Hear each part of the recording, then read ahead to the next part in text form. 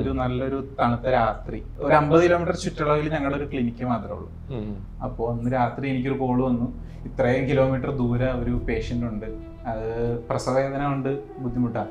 അന്ന് രാത്രി ഇങ്ങനെ 8 കിലോമീറ്റർ ട്രക്ക് ചെയ്ത് പോയി പേഷ്യന്റിനെ എടുത്ത് വണ്ടിയിൽ കയറ്റി ക്ലിനിക്കിൽ കൊണ്ടുവരാനാണ് പ്ലാൻ. വണ്ടിയിൽ കയറ്റുന്ന ആ സെക്കൻഡിൽ പെട്ടെന്ന് കൊച്ചിന്റെ ശബ്ദം കേട്ടു.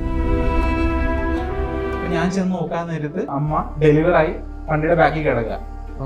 ഞാൻ തന്നെ ഒരു സ്റ്റെറൈൽ ബ്ലേഡ് സംഘടിപ്പിച്ച് നമ്മുടെ അംബിലിക്കൽ കോഡ് കട്ട് ചെയ്യാന്ന് പറയും. പേഷ്യന്റിന് ആ കുട്ടിക്ക് വേണ്ട പ്രാഥമികമായ എല്ലാ കാര്യങ്ങളും ചെയ്തു. അതെന്റെ ഒരു ലൈഫിൽ തന്നെ ഏറ്റവും ഒരു മസ്മരിക മൊമെന്റ് ആയിരുന്നു. നമ്മള് കാണാത്തൊരു ഇന്ത്യ അവിടെ ഒളിഞ്ഞു കിടക്കുന്നുണ്ട്. ഡോക്ടേഴ്സിന് ഇനി എക്സ്പ്ലോർ ചെയ്യപ്പെടാത്ത കുറെ ഓപ്പർച്യൂണിറ്റീസ് റൂറൽ ഇന്ത്യയിൽ ഒളിഞ്ഞു കിടക്കുന്നുണ്ട്.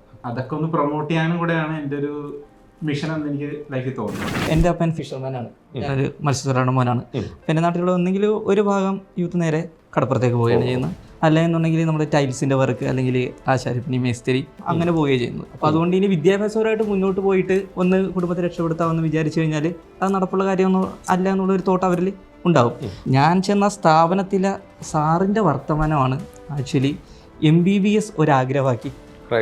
അതെ, ക്രൈസ്റ്റ് കോളേജിലെ സാറിൻ്റെ കുപ്പയിൽ നിന്ന് മാണിക്യം എടുക്കുന്നത് പോലെയായിരുന്നു ഞങ്ങളെ ഓരോരുത്തരെയും.